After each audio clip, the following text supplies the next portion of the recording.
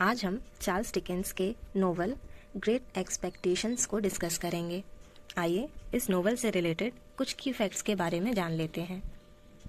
यह एक classical novel है जो विक्टोरियन इंग्लैंड में सेट किया गया है।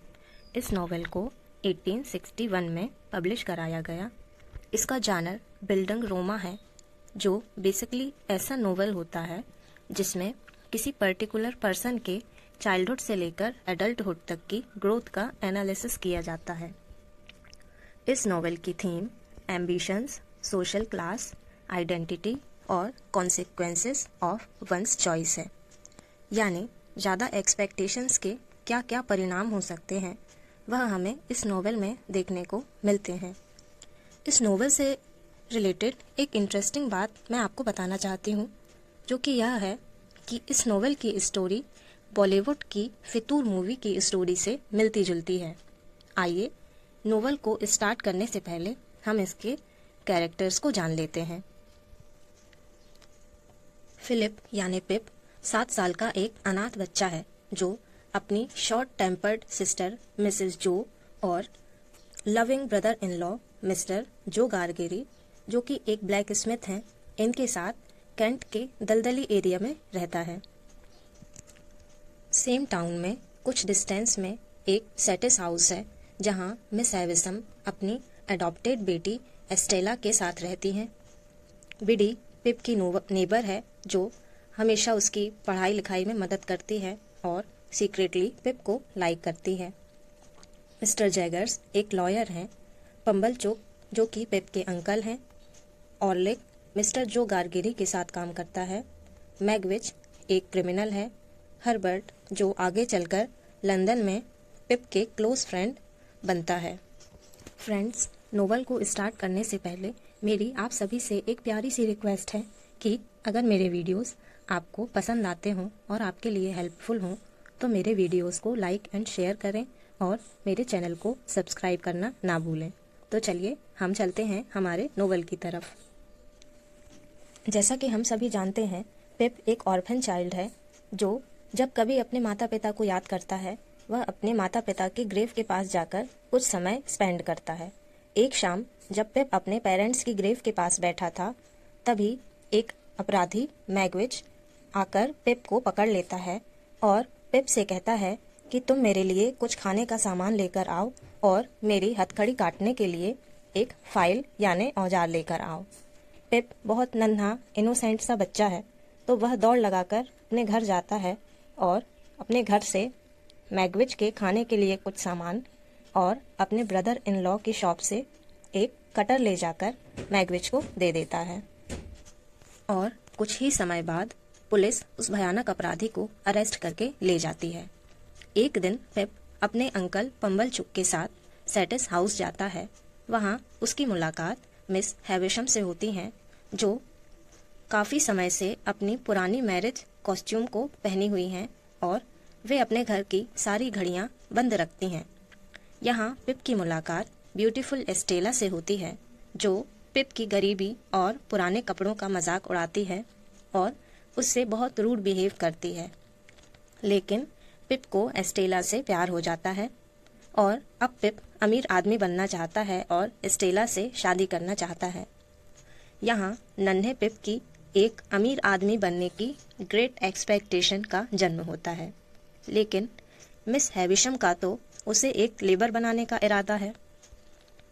मिस हैविशम के गाइडेंस में पिप अपने ब्रदर इन लॉ मिस्टर जो और उनके हेल्पर ऑर्लिक के साथ काम करना शुरू कर देता है।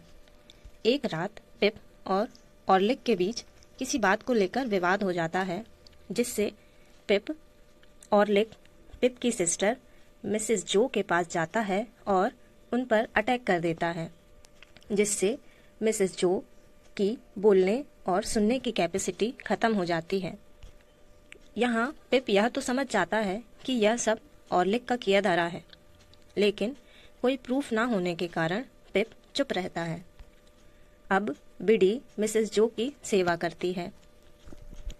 एक दिन मिस्टर जैगर्स पिप के पास आते हैं और उसे एक अजीबोगरीब खबर सुनाते हैं कि किसी अनजान बेनिफैक्टर ने पिप को बहुत बड़ी संपत्ति दी है और लंदन में उसके एजुकेशन की व्यवस्था की है।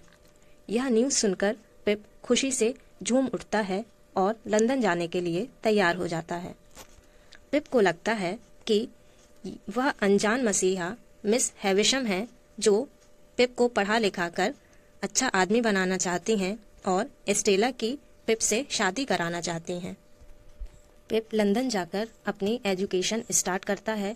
अब पिप 21 साल का हो गया है और पिप की दोस्ती हर्बर्ट और वेमिस से होती है।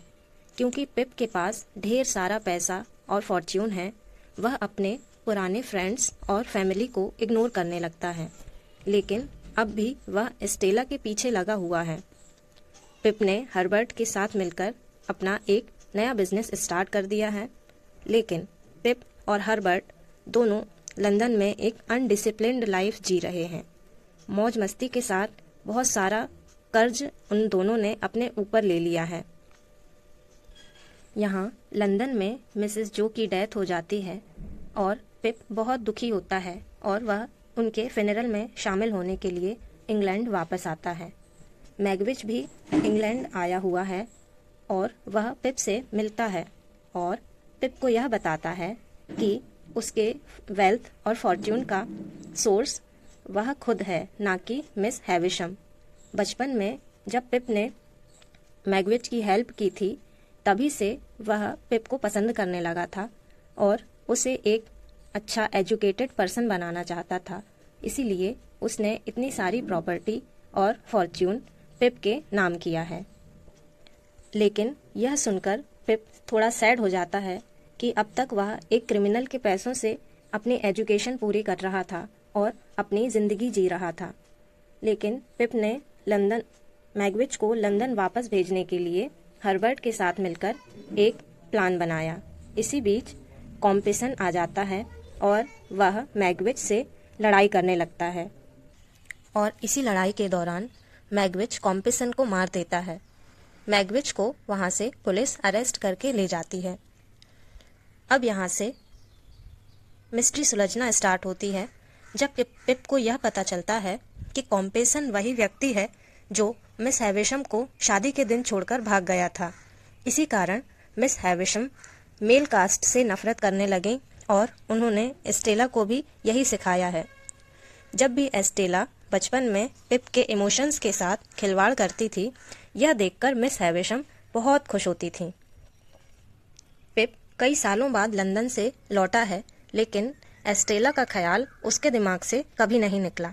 तो पिप सेटिस हाउस जाता है एस्टेला से मिलने के लिए, लेकिन एस्टेला वहाँ नहीं होती है और मिस हैविशम उसको मिलती हैं और वह बताती हैं कि एस्टेला ने बेंटले ड्रमल से शादी कर ली है और मिस हैविशम अपने प्रीवियस बिहेवियर के लिए पिप से माफ़ी मांगती हैं।